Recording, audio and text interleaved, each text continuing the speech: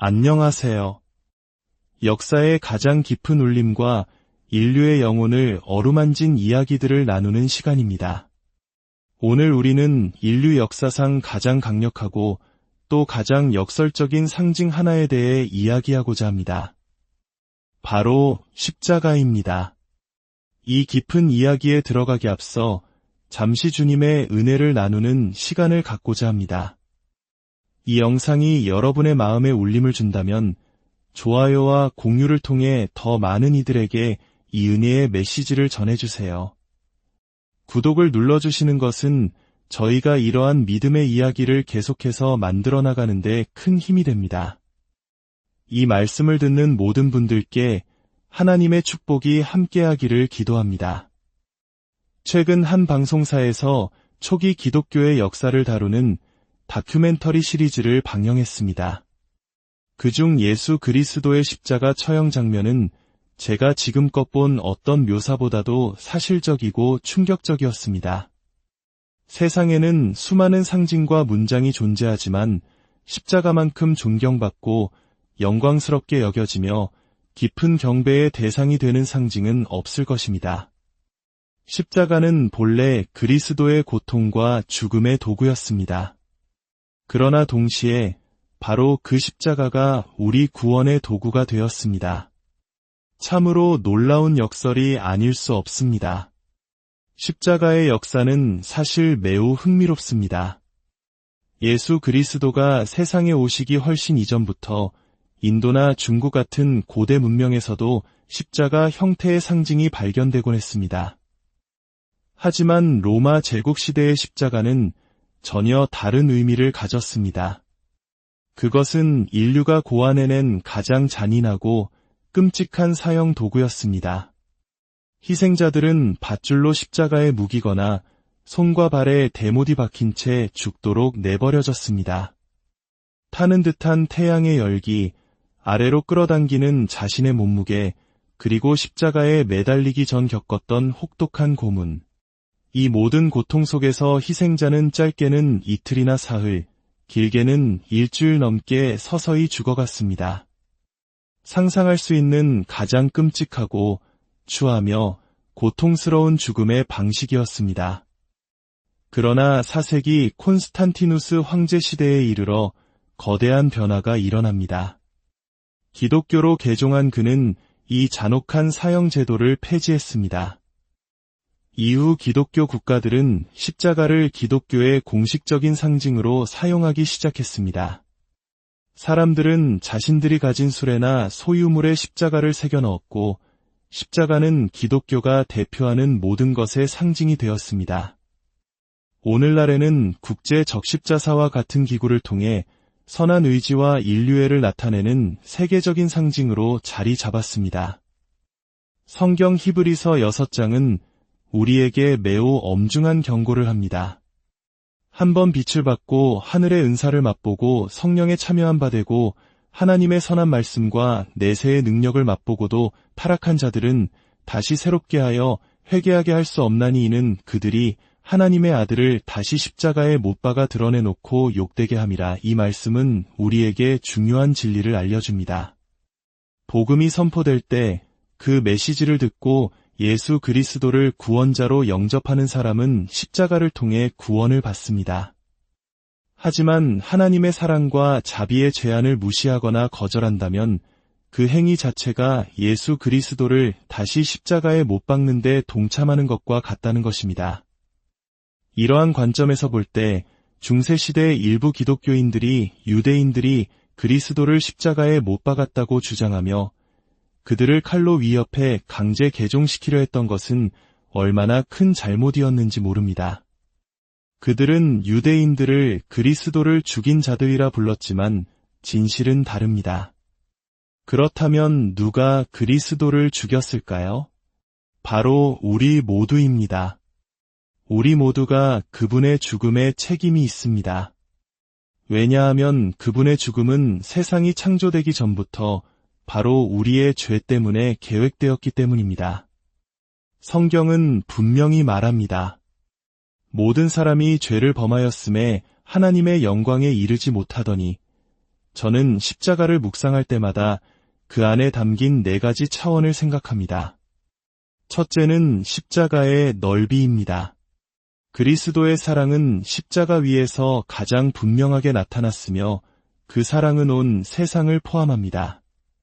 하나님의 사랑은 아프리카, 아시아, 라틴 아메리카, 러시아, 중국, 그리고 우리가 사는 이곳까지 세상 모든 곳에 미칩니다. 당신이 누구이든 어떤 종교를 가졌든 혹은 종교가 없든 상관없습니다. 하나님은 당신을 사랑하십니다. 십자가는 바로 내가 너를 이처럼 사랑한다는 하나님의 외침입니다. 둘째는 십자가의 길이입니다. 그 길이는 측량할 수 없습니다. 영원에서 영원까지, 영원한 과거에서 영원한 미래까지 이어집니다. 노아가 방주를 지었을 때 그 길이는 약 137m였습니다. 솔로몬이 성전을 지었을 때 그 길이는 약 27m였습니다. 우리는 자를 이용해 나무 상자의 길이를 잴 수 있습니다. 하지만 십자가에 나타난 하나님의 사랑을 어떻게 잴 수 있을까요? 사도 바울은 하나님의 사랑은 모든 지식을 초월한다고 고백했습니다. 우리 유한한 인간의 머리로는 자신의 아들을 십자가에서 죽게 하심으로 당신을 구원하신 그 하나님의 사랑을 온전히 이해할 수 없습니다. 죽어 마땅하고 지옥의 심판을 받아야 할 우리를 위해 그분은 대신 죽으셨습니다. 셋째는 십자가의 높이입니다. 그 사랑은 하나님의 보좌에까지 이릅니다. 하늘이 아무리 높다 해도 하나님은 십자가를 통해 모든 사람을 자신에게로 이끄십니다. 과학자들은 우주를 향해 더 멀리 탐사선을 보내지만 결코 하나님으로부터 벗어날 수는 없습니다. 천문학과 우주 탐사의 이야기는 언제나 저를 흥분시킵니다. 물론 우리는 하늘, 즉 천국이 정확히 어디에 있는지 알지 못합니다. 하지만 저는 천국이 실제로 존재하는 장소라고 굳게 믿습니다. 언젠가 황금 길을 걷고 아름다운 저택에서 살게 될 영광스러운 곳입니다. 우리는 하늘 끝까지 가더라도 하나님의 사랑의 경계를 넘어설 수 없습니다. 넷째는 십자가의 깊이입니다. 당신이 죄와 타락의 가장 깊은 구렁텅이에 빠져 짐승처럼 살고 용서받지 못할 죄인이라 할지라도 결코 하나님의 사랑의 손길이 닿지 않는 곳까지 갈 수는 없습니다. 십자가의 사랑은 지옥의 문턱까지라도 덮고 남습니다. 오늘날 사람들은 지구의 가장 깊은 핵이나 우주의 가장 깊은 심연을 탐사하려 하지만 그곳에서도 하나님을 피할 수는 없습니다. 성경은 깊도다 하나님의 지혜와 지식의 풍성함이여 라고 찬양합니다. 십자가는 가장 낮은 곳의 죄인을 하늘, 가장 높은 곳으로 끌어올리는 신비한 능력입니다. 예수님께서 친히 말씀하셨습니다. 내가 땅에서 들리면 모든 사람을 내게로 이끌겠노라. 이제 잠시 우리를 위한 예수님의 고통을 묵상해 봅시다. 의학자들은 예수님께서 겪으신 상처를 5가지로 분류합니다. 첫째는 타박상입니다. 사람들이 그분의 머리를 때리고 고문하며 우리를 위해 가시 면류관을 씌웠을 때 생긴 상처입니다. 둘째는 열상입니다. 그들은 예수님의 등을 벗기고 끝에 쇠갈고리가 달린 가죽 채찍으로 온몸이 피투성이가 될 때까지 내리쳤습니다. 이는 죄수들을 십자가에 매달기 전 가해졌던 로마의 고문 방식이었습니다. 셋째는 관통상입니다. 가시 면류관이 그분의 이마를 파고들어 머리에서 피가 흘러내렸습니다. 넷째는 천공상입니다. 그들이 예수님의 손과 발에 굵은 대못을 박았을 때 생긴 상처입니다. 다섯째는 절개상입니다. 한 병사가 그분의 옆구리를 창으로 찔렀을 때 생긴 상처입니다. 그 끔찍한 고통, 그분의 손과 발에 박힌 대못은 바로 당신과 나, 세상의 모든 사람들이 박은 것입니다. 우리의 죄가 그분을 십자가에 매달았기 때문입니다. 우리 모두는 그분의 죽음에 참여했습니다. 이제 십자가 위에서 하신 예수님의 말씀을 다른 관점에서 살펴보고자 합니다. 구약 성경에는 십자가에 대한 28개의 예언이 기록되어 있습니다. 창세기 22장, 시편 22편, 이사야 신세장 등은 예수님이 십자가에 달리시기 수천 년 전에 성령의 영감으로 기록된 놀라운 예언들입니다. 예수님께서 십자가 위에서 외치신 첫 마디는 시편 22편의 인용이었습니다. 엘리 엘리 라마 사박다니, 이는 나의 하나님, 나의 하나님, 어찌하여 나를 버리셨나이까 라는 뜻입니다. 왜 이런 절규를 하셨을까요? 성경은 하나님을 거룩하신 분이라고 증언합니다. 우리는 하나님의 거룩하심을 이해하기 전에는 구약의 피의 제사도, 성경 전체도, 그리스도의 십자가 죽음도 결코 이해할 수 없습니다. 하나님은 거룩하시고 위로우시며 순결하시기 때문에 죄를 쳐다보실 수조차 없습니다. 예수님께서 십자가에 매달리신 그 끔찍한 고뇌의 순간, 인류 역사상 처음으로 영원 전부터 함께하셨던 성부 하나님과 성자 하나님 사이의 그림자가 드리워졌습니다. 바로 그 순간 하나님께서 당신과 나의 모든 죄를 그리스도에게 지우셨기 때문입니다. 그리스도께서는 우리를 대신하여 고통받으셨고 그 신비로운 순간에 죄를 알지도 못하신 분이 우리를 대신하여 죄가 되셨습니다. 평생 거짓말 한 번 하지 않으시고 악한 생각이나 탐욕, 정욕을 품어본 적 없으신 그분 위로 당신과 나의 삶의 모든 더러움과 추악함이 쏟아져 내렸습니다. 어떤 신학자도 그 순간의 신비를 온전히 설명할 수 없습니다. 그것은 오직 우리를 향한 하나님의 위대한 사랑으로만 이해할 수 있습니다. 십자가에서 들려온 두 번째 말씀은 내가 목마르다 였습니다. 이는 시편 69편 21절의 성취였습니다. 사람들이 슬개탄신 포도주를 주었으나 예수님은 맛만 보시고 마시지는 않으셨습니다. 왜일까요? 그것은 일종의 진통제 역할을 하여 고통을 덜어줄 수 있었기 때문입니다. 하지만 예수님은 우리를 위해 온전한 의식 속에서 모든 고통을 감당하고자 하셨습니다. 만약 세상에 당신이 단 한 사람뿐이었더라도 그분은 당신을 위해 기꺼이 그 고통을 받으셨을 것입니다. 누가복음 23장 34절에는 또 다른 말씀이 기록되어 있습니다.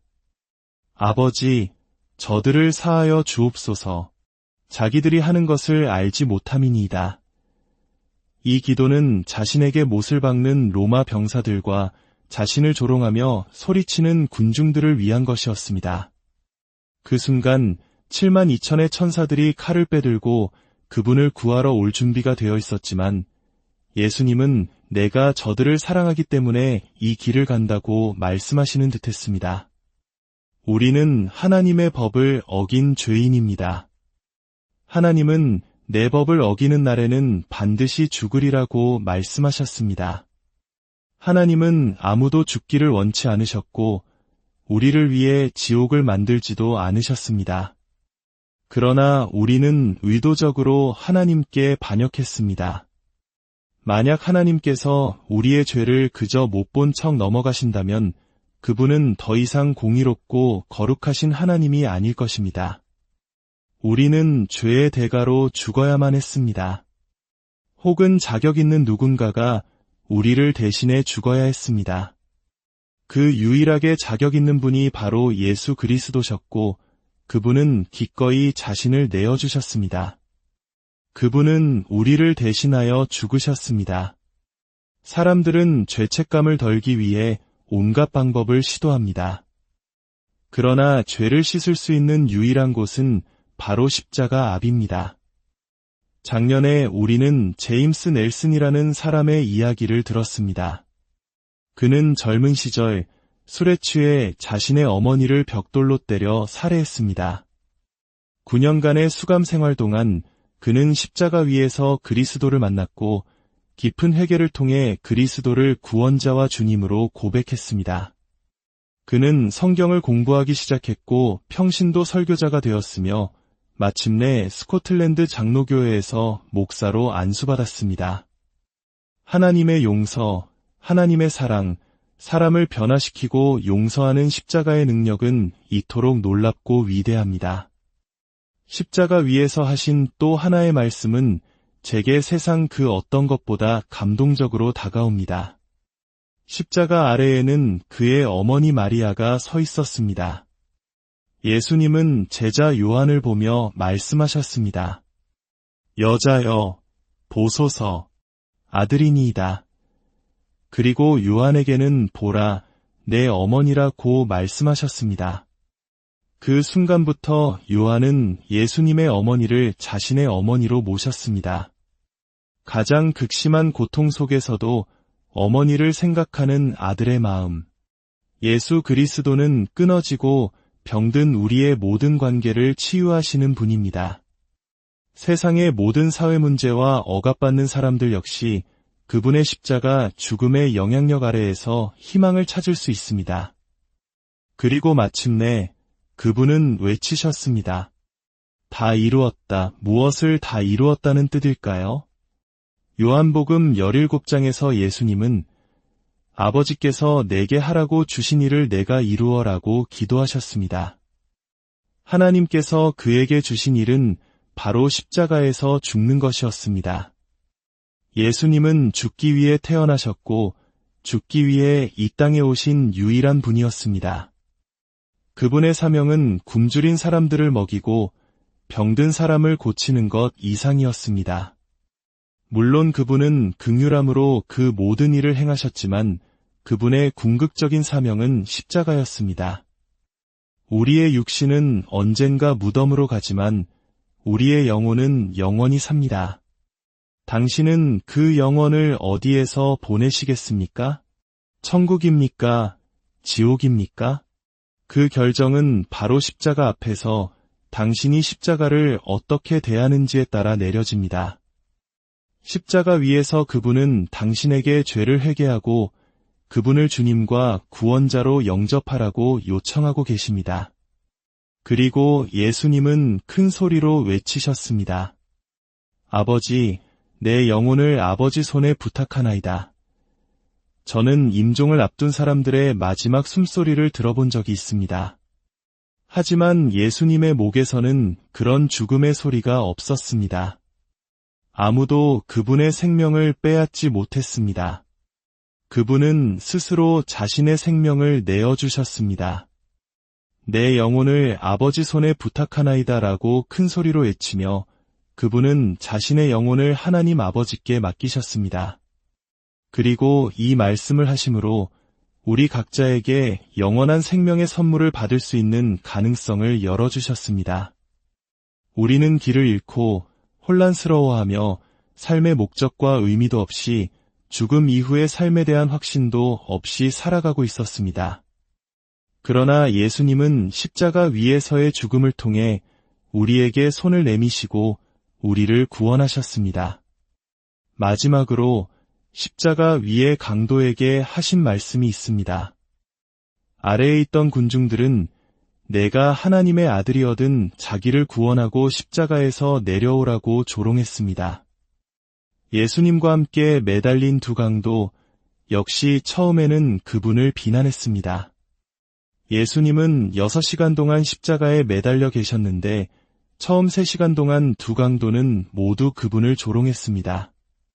그러나 한 강도에게 변화가 찾아왔습니다. 그는 자신과 다른 강도는 죽어 마땅한 죄인이지만 예수는 아무런 죄가 없으신 분임을 깨닫기 시작했습니다. 그는 예수가 바로 하나님의 아들이며 주님이심을 직감했습니다. 그는 다른 강도를 꾸짖으며 말했습니다. 내가 동일한 정죄를 받고서도 하나님을 두려워하지 아니하느냐? 우리는 우리가 행한 일에 상당한 보응을 받는 것이니 이에 마땅하거니와 이 사람이 행한 것은 옳지 않은 것이 없느니라. 그리고 그는 예수를 향해 돌아보며 말했습니다. 예수여, 당신의 나라에 임하실 때에 나를 기억하소서. 얼마나 위대한 믿음의 고백입니까? 예수님께서 대답하셨습니다. 내가 진실로 내게 이르노니 오늘 내가 나와 함께 낙원에 있으리라. 천국의 천사들은 누가 가장 먼저 예수님과 함께 낙원에 들어갈지 숨죽여 지켜보고 있었을 것입니다. 그는 지옥에가 마땅한 강도였습니다. 하나님의 용서와 자비는 우리의 이해를 초월합니다. 그렇습니다. 그 강도는 지금 천국에 있으며 우리는 언젠가 그를 만나게 될 것입니다. 십자가 옆에는 두 강도가 있었습니다. 당신은 어느 쪽입니까? 그리스도를 거절하고 무시하며 조롱하는 십자가에 서 있습니까? 아니면 그분을 영접하고 받아들이는 십자가에 서 있습니까? 오늘 밤 당신의 삶을 그리스도께 드리기로 결단하시길 간절히 바랍니다. 방법은 간단합니다. 세 가지가 필요합니다. 첫째, 당신의 죄를 회개해야 합니다.